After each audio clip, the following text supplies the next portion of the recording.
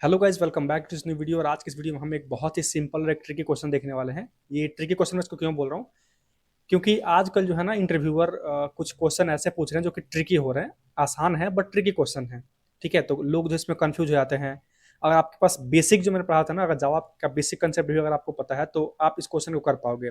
लेकिन लोग क्या है कि इसके कंफ्यूजन में फंस जाते हैं और इसका आंसर नहीं दे पाते हैं। क्वेश्चन क्या, आप उसको देखते हैं। क्वेश्चन ये है कि आपको हेलो वर्ल्ड प्रिंट करना है। ये तो आप कर लोगे, लेकिन अगर मैं आपको कंडीशन लगा दूं कि आपको मेन मेथड का यूज नहीं करना है। आई थिंक कि आपको याद होगा कि मैंने आपसे ये बोला था कि हमारे जावा का एंट्री पॉइंट मेन मेथड है। ठीक है, हमारा प्रोग्रामिंग जो है स्टार्ट होता है वो मेन मेथड से स्टार्ट होता है।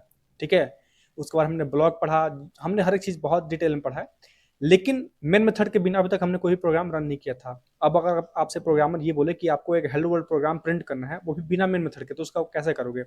सपोज मेरे पास एक क्लास है, मेन क्लास, और इसके अंदर हमने अपना मेन मेथड लिखा हुआ है। ठीक है, यहाँ पे अगर मैं चाहूँ, अगर मैं यहाँ पे प्रिंट कर दूं हेलो वर्ल्ड, हेलो वर्ल्ड,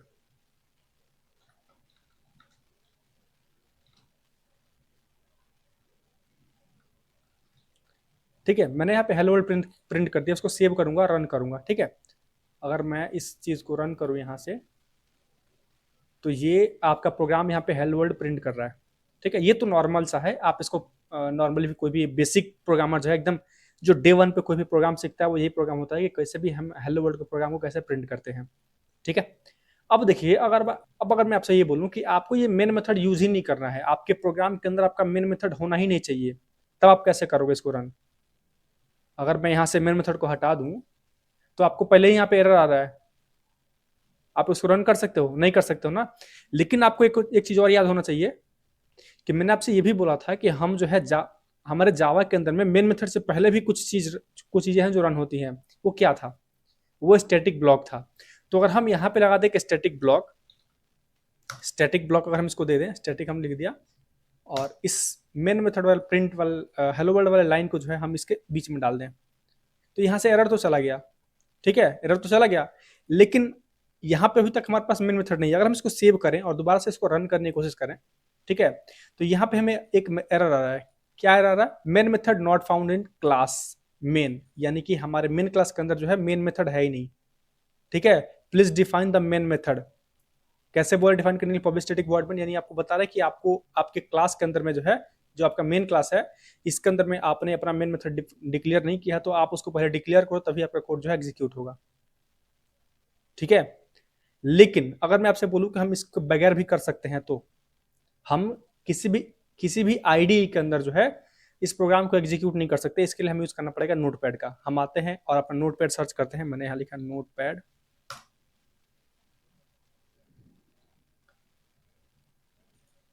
ठीक है, यहाँ पर हमने अपना नोटपैड ओपन कर लिया है। यहाँ पे अगर सेम प्रोग्राम को मैं कॉपी करता हूँ यहाँ से, मैंने इसको कॉपी किया और यहाँ पेस्ट कर लेता हूँ। ठीक है, अब हमें इसको सेव करना है। मैंने इसको कंट्रोल एस किया, तो यहाँ पे हमें सेव करने के लिए बोला था। जो हमने अपने क्लास का नेम दिया था वही हमारे यहाँ पे फाइल का नेम हो जाएगा। क्या था वो, मेन डॉट जावा। आपको याद होगा हमने बोला था कि जो हमारे फाइल का नेम होता है वही हमारे क्लास का नेम होना चाहिए। तो यहाँ पे हम दोनों सेम कर दिया, एक्सटेंशन लगा दिया हमने डॉट जावा का। इसको हम सेव कर लेते हैं, कहाँ पे, अपने डेस्कटॉप पे सेव कर लेते हैं। ठीक है, अब देखिए हम आते हैं अपने डेस्कटॉप पे।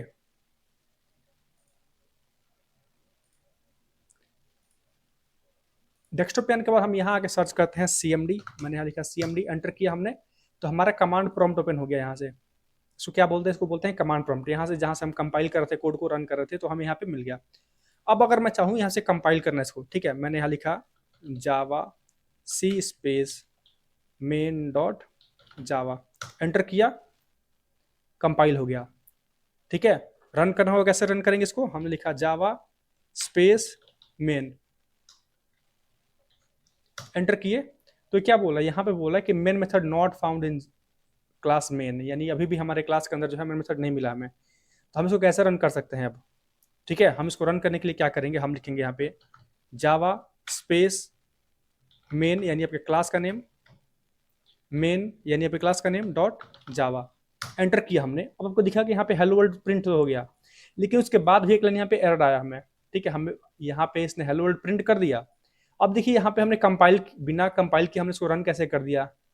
तो देखिए जावा वर्जन 11 के बाद से हमारे पास एक जावा 11 के बाद से जो है जावा अपने आप को अपने फाइल को जो है ऑटोमेटिक कंपाइल कर लेता है इंटरनली।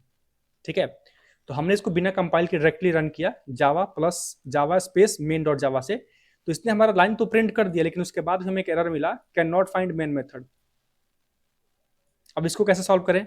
हम दोबारा से आएंगे अपने इंटेलिजेंट आइडिया पे, दोबारा से आएंगे हम अपने इस फाइल पे, अपने जो नोटपैड पे, और यहाँ पे आने के बाद यहाँ पे लिखेंगे हम एक लाइन, हमें लिखेंगे सिस्टम डॉट एग्जिट, और यहाँ हम पास कर देंगे 0। अब ये क्या है? सिस्टम डॉट एग्जिट, ये क्या है?